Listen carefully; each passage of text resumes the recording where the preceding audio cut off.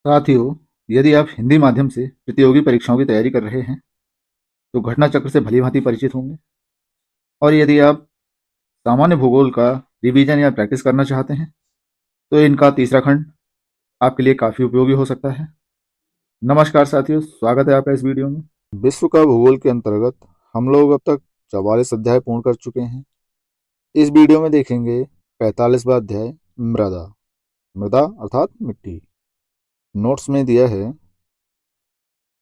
चट्टानों के विघटन तथा वियोजन अर्थात अपक्षय से उत्पन्न ढीले एवं असंगठित भू पदार्थों, पेड़ पौधों एवं जीव जंतुओं के जीवावशेषों, जल तथा गैस के मिश्रण को मृदा कहा जाता है।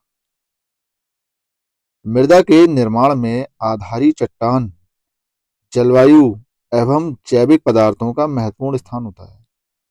मिट्टी का रंग, संरचना तथा उसमें उपस्थित खनिज उसके आधारी चट्टान पर निर्भर करते हैं। आधारी चट्टान मतलब जिसके टूटने फूटने के बाद बारीक होकर मिट्टी बनी है, उसकी बात कर रहे हैं। केंचुए मिट्टी के निर्माण एवं उसकी उत्पादकता तथा वृद्धि में विशेष योगदान देते हैं। इन्हें पारिस्थितिकी तंत्र का इंजीनियर कहा जाता है। ये बहुत इंपॉर्टेंट चीज है। अक्सर सामान्य विज्ञान या साइंस के क्वेश्चनों में पूछा जाता है। पारिस्थितिकी इंजीनियर वो है केंचुआ। यह मिट्टी में छिद्रों का निर्माण करते हैं, जिनसे होकर जल एवं ऑक्सीजन अंदर तक पहुंचती है तथा कार्बन डाइऑक्साइड बाहर निकलती है। केंचुओं का मल मिट्टी की उत्पादकता के लिए महत्वपूर्ण होता है। ये मिट्टी को महीन कणों में परिवर्तित कर नरम बना देते हैं। ये अपघटक का कार्य करते हैं। मिट्टी में जंतुओं के यूरिया उत्सर्जन, साथ ही जीवों एवं वनस्पतियों की मृत्यु के बाद अपघटकों द्वारा इनका अपघटन किया जाता है। इस प्रकार पेड़ पौधे इनसे पोषण प्राप्त करते हैं। इस तरह नाइट्रोजन चक्र की प्रक्रिया चलती रहती है तथा मृदा में नाइट्रोजन की मात्रा की पूर्ति होती रहती है। मृदा परिच्छेदिका, ये अलग से पढ़ लीजिएगा। मृदा परिच्छेदिका क्या होता है, ये भी इंपॉर्टेंट चीज है। इसके बारे में जब अलग से टॉपिक पढ़ाएंगे तब देखेंगे। मृदा परिच्छेदिका में विभिन्न प्रकार के पदार्थों का लंबवत गतियों द्वारा स्थानांतरण होता है। इन गतियों में अपवहन, इसे औपक्षालन भी कहा जाता है। इस क्रिया में ऊपरी संस्तर से पदार्थों का नीचे की ओर गमन होता है।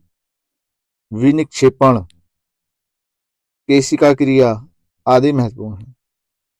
जिस मिट्टी का रंध्र जितना छोटा होगा, उसमें केशिका क्रिया उतनी ही प्रभावशाली होगी तथा जिस मिट्टी का रंध्र जितना बड़ा होगा, उसमें केशिका क्रिया उतनी ही कम प्रभावशाली होगी।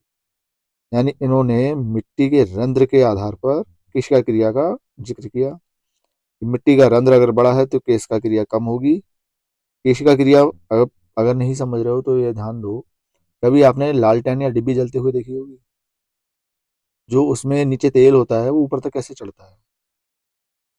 या सबसे अच्छा एग्जाम्पल आप मोमबत्ती समझ लो। मोम पिघलता है, पिघलने के बाद धागे में ऊपर चढ़ता है, मोमबत्ती जलती है। वो केशिका क्रिया के जरिए ही होता है। केशिका क्रिया चिकनी मिट्टी में सर्वाधिक प्रभावशाली होती है, यानी इसमें रंध्र सबसे छोटे होंगे। जबकि बलुई मिट्टी में यह न्यूनतम होती है। बलुई मिट्टी में रंध्र सबसे बड़े होंगे।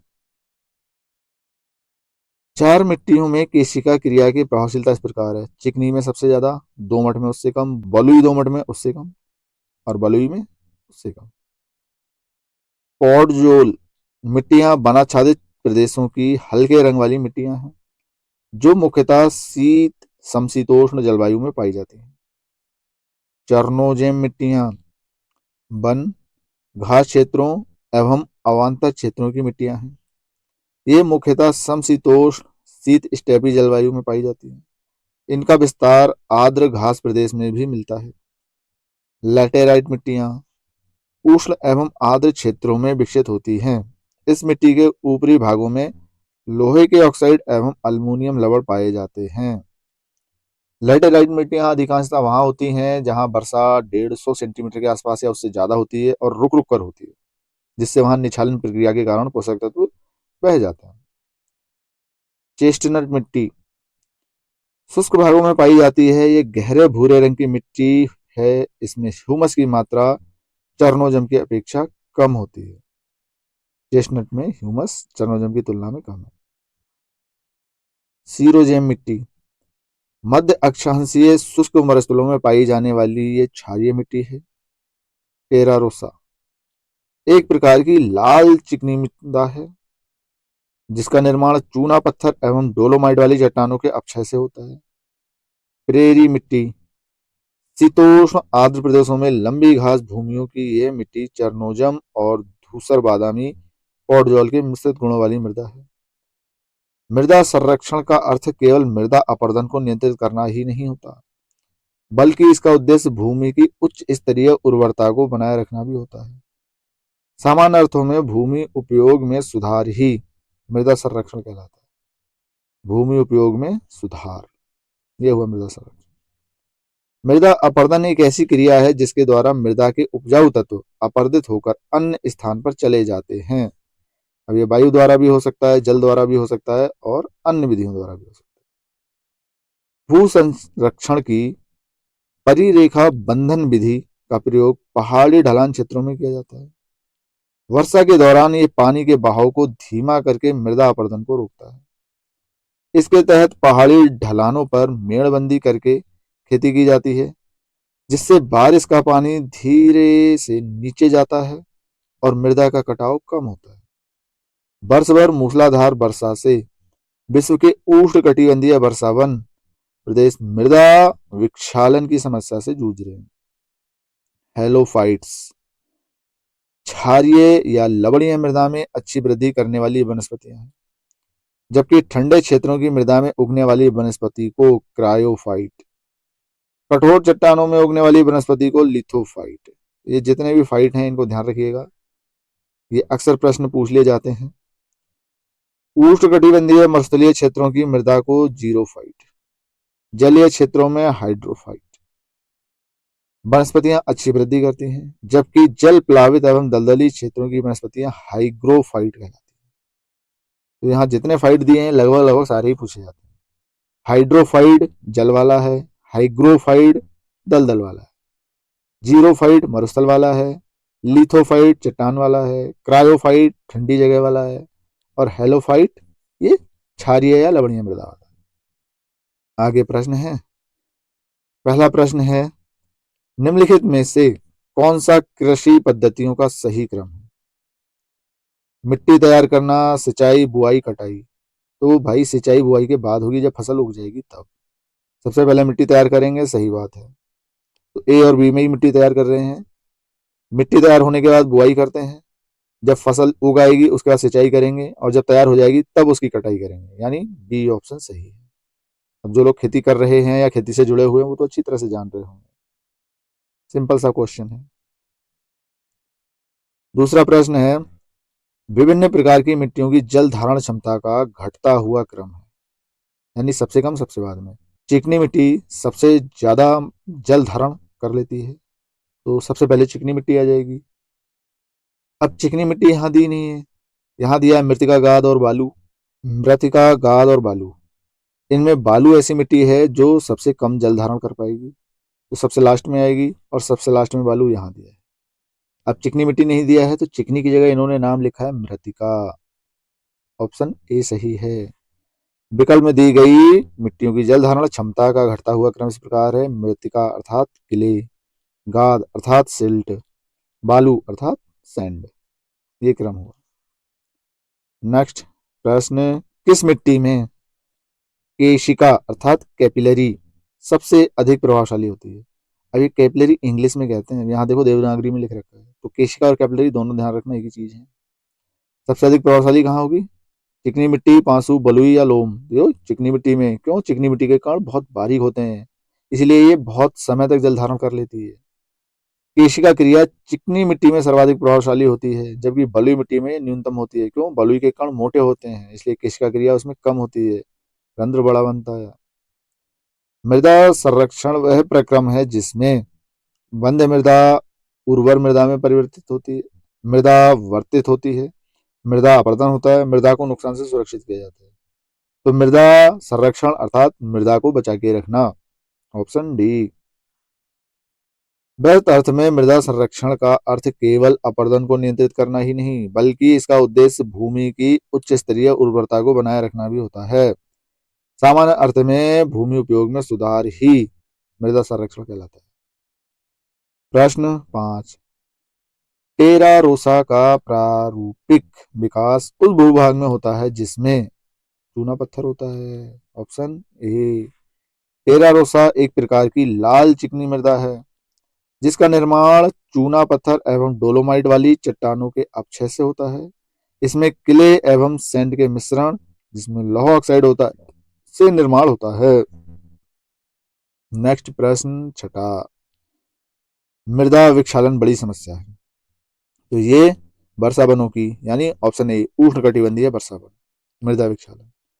वर्ष भर मूसलाधार वर्षा से विश्व के उष्णकटिबंधीय वर्षावन प्रदेश मृदा विक्षालन की समस्या से जूझ रहे हैं, क्योंकि यहाँ सुबह से मौसम सही होता है, दोपहर में बारिश होती है, शाम को फिर सही हो जाता है, डेली यही क्रम चलता है। तो बरसात जो रोज होती है उससे जो भूमि के या मिट्टी के उर्वरता से संबंधित पोषक तत्व होते हैं वो पानी के साथ घुलकर बह के चले जाते हैं और भूमि की उर्वरता कम हो जाती है। प्रश्न 7 है, हेलोफाइट्स अच्छी वृद्धि करते हैं। हेलोफाइट कहाँ पर है? अम्लीय मृदा में, ठंडी मृदा में, कैल्शियम युक्त मृदा में, क्षारीय मृदा में। तो ये लवणीय और क्षारीय मृदा वाले हैं हेलोफाइट, ऑप्शन डी।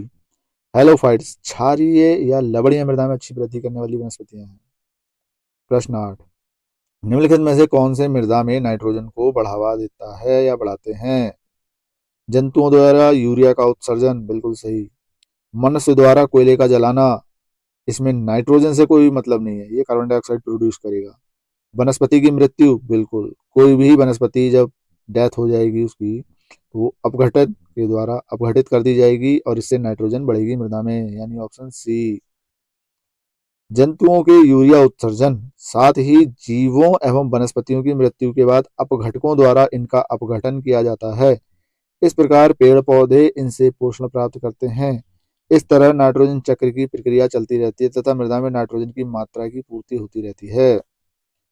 प्रश्न 9, कथन कारण। पहला कथन है, मिट्टी की प्रजातियों में से मृत्तिका अधिकतम जल धारण करती है। मृत्तिका मतलब क्ले, मतलब चिकनी मिट्टी, बिल्कुल सही बात। मृत्तिका में रंध्राकाश बड़े आकार के पाए जाते हैं, गलत, उल्टा दे दिया, छोटे होते हैं रंध्र, यानी ए तो सही है लेकिन आर सही नहीं है, ऑप्शन सी। डिटेल नीचे दिया है। मृत्तिका मिट्टी के कणों का व्यास छोटा होने के कारण इसमें जल धारण क्षमता अधिक पाई जाती है। प्रश्न 10, भू संरक्षण की परिरेखा बंधन विधि का प्रयोग कहाँ के लिए होता है? ये पहाड़ी क्षेत्रों के लिए। कहाँ दिया है? Option D. क्यों? पहाड़ी क्षेत्र की बात इसमें नहीं की गई है, ढलान वाले एरिया पे किया जाता है। भू संरक्षण की परिरेखा बंधन विधि अर्थात कंटूर बॉन्डिंग का प्रयोग पहाड़ी ढलान क्षेत्रों में किया जाता है। वर्षा के दौरान यह पानी के बहाव को धीमा करके मृदा अपरदन को रोकता है। इसके तहत पहाड़ी ढलानों पर मेड़बंदी करके खेती की जाती है, जिससे बारिश का पानी धीरे से नीचे जाता है और मृदा का कटाव कम होता है। प्रश्न 11, सूची 1 सूची 2 मैचिंग मैचिंग करनी है। सूची 1 में है मिट्टी, सूची 2 में है जलवायु प्रदेश। स्पॉटजोल, चरनोजम, स्पॉटजोल, लेटेराइट। इधर दिया समशीतोष्ण, शीत स्टेपी, शीत समशीतोष्ण, उष्ण एवं आर्द्र, आर्द्र शीत समशीतोष्ण। तो लेटेराइट उष्ण एवं आर्द्र में होगी, डी का 3 यानी ऑप्शन ए। आप अपने हिसाब से मैचिंग कर सकते हो। सही मैचिंग नीचे दे रखी है। पॉटजोल शीत समशीतोष्ण क्षेत्र में, चरनोजम समशीतोष्ण शीत स्टेपी में, स्पॉटजोल आर्द्र शीत समशीतोष्ण में और लेटेराइट उष्ण एवं आर्द्र में, यानी रुक रुक के बारिश होती है यहाँ और खूब ज्यादा बारिश होती है। 12 क्वेश्चन, कथन केंचुए खेत के लिए अच्छे नहीं हैं, गलत। कृषि के लिए बहुत अच्छे हैं, खेती के लिए, खेतों के लिए अच्छे हैं, मिट्टी की उर्वरता बढ़ाते हैं। क्यों? छिद्र बनाते हैं, छिद्र से ऑक्सीजन और पानी अंदर तक जाता है, कार्बन डाइऑक्साइड निकलती है, मिट्टी उपजाऊ बनती है। कारण केंचुए मिट्टी को महीन कणों में परिवर्तित कर देते हैं, इससे नरम बना देते हैं। हाँ, ये बात भी सही है। ए गलत है किंतु आर सही है, ऑप्शन डी। डिटेल नीचे देख लो। केंचुए मिट्टी के निर्माण एवं इसकी उत्पादकता में वृद्धि में विशेष योगदान देते हैं। इन्हें पारिस्थितिक तंत्र का इंजीनियर कहा जाता है। ये मिट्टी में छिद्रों का निर्माण करते हैं, जिनसे होकर जल एवं ऑक्सीजन अंदर तक पहुंचती है तथा कार्बन डाइऑक्साइड बाहर निकलती है। केंचुओं का मल मिट्टी की उत्पादकता के लिए महत्वपूर्ण होता है। ये मिट्टी को महीन कणों में परिवर्तित कर नरम बना देते हैं। ये अपघटक का कार्य करते हैं, तो केंचुए अपघटक हैं। प्रश्न 13। कृषि मृदाओं के संदर्भ में निम्नलिखित कथनों पर विचार कीजिए। मृदा में कार्बनिक पदार्थ का उच्च अंश इसकी जल धारण क्षमता को प्रबंध रूप से कम करता है। अब ये कार्बनिक पदार्थ का अंश और जल धारण कोई संबंध नहीं है, छोड़ दो। गंधक चक्र में मृदा की कोई भूमिका नहीं होती। ये भी यार गलत बोल रहे हैं। गंधक चक्र यानी सल्फर मृदा की भूमिका होती है, गलत। कुछ समयावधि तक सिंचाई कुछ कृषि भूमियों के लवणी भवन में योगदान कर सकती है। हाँ, बिल्कुल सही बात। सिंचाई करने से भूमि क्षारीय या लवणीय बन जाती है लंबे समय के बाद। तीसरा सही, और सही हमें ढूंढना है, यानी ऑप्शन बी। डिटेल ये दिया है, देखो लंबा चौड़ा। गुरुत्वीय जल के रिस जाने के पश्चात मिट्टी में बचे हुए जल की अधिकतम मात्रा को मृदा जलधारिता या जलधारण क्षमता कहते हैं। मृदा में पाए जाने वाले कार्बनिक पदार्थ मृदा के कणों को अत्यधिक सघन बना देते हैं, जिस कारण मृदा की जल धारण क्षमता बढ़ जाती है। सल्फर प्रोटीन, विटामिन व अमीनो एसिड का प्रमुख घटक है। ये सामान्यतः सल्फेट के रूप में मिट्टी और चट्टानों के रूप में पाया जाता है। पादप इसे सल्फेट के रूप में ग्रहण करते हैं। मृत जीवों के अपघटन द्वारा H2S के ऑक्सीकरण से सल्फेट प्राप्त होते हैं। इस प्रकार गंधक चक्र में मृदा की भूमिका प्रत्यक्ष रूप से है। कुछ समयावधि तक सिंचाई के कारण लवण भूमि की सतह पर आ जाते हैं और जल के बाष्पीकरण के पश्चात इसके अपशिष्ट सतह पर शेष रह जाते हैं। ये मृदा के ऊपरी परत में लवण को एकत्रित भी कर सकता है। इस प्रकार मृदा में अत्यधिक मात्रा में लवण का निर्माण होता है, जिससे लवणी भवन कहा जाता है। नेक्स्ट प्रश्न 14। निम्नलिखित में कौन मृदा से संबंधित है? Edaphic, climatic, biotic, topography. तो इडेफिक मृदा से संबंधित, ऑप्शन ए। मृदा की संरचना एवं उसके घटकों को इडेफिक कहा जाता है। ये ग्रीक शब्द इडाफोस से बना है। प्रश्न 15। भौगोलिक अपरदन चक्र की संकल्पना इनमें से किसने प्रस्तुत की है? A Holm, W.M. Davis, S.W. Wooldridge, कोवर। उपरोक्त में से कोई नहीं है, एक से अधिक। तो इसका सही ऑप्शन है B, W.M. Davis. W.M. Davis, William Morris Davis ने भौगोलिक अपरदन चक्र की संकल्पना प्रस्तुत की है। वहीं वाल्टर पेंक ने डेविस के सिद्धांत को नकारते हुए अपनी मार्कोलॉजिकल सिस्टम संकल्पना का प्रतिपादन किया। नेक्स्ट प्रश्न 16। पॉटजोल क्या है? पॉटजोल कोणधारी वन प्रदेशों में पाई जाने वाली मिट्टी, बिल्कुल सही बात, स्टेपी वाली। पॉटजोल मिट्टियां मुख्यतः उत्तरी अमेरिका और यूरेशिया में 60 डिग्री उत्तरी अक्षांश के पास टैगा वन अर्थात संकुल या कोणधारी प्रदेशों में पाई जाती हैं। ये टैगा वाली मिट्टियां हैं पॉटजोल। इसी के साथ हमारा ये अध्याय यहाँ संपन्न होता है। आशा करते हैं इस वीडियो में दी गई जानकारी आपके लिए काफ़ी उपयोगी साबित होगी। बाकी वीडियो में यहाँ तक बने रहने के लिए बहुत बहुत धन्यवाद।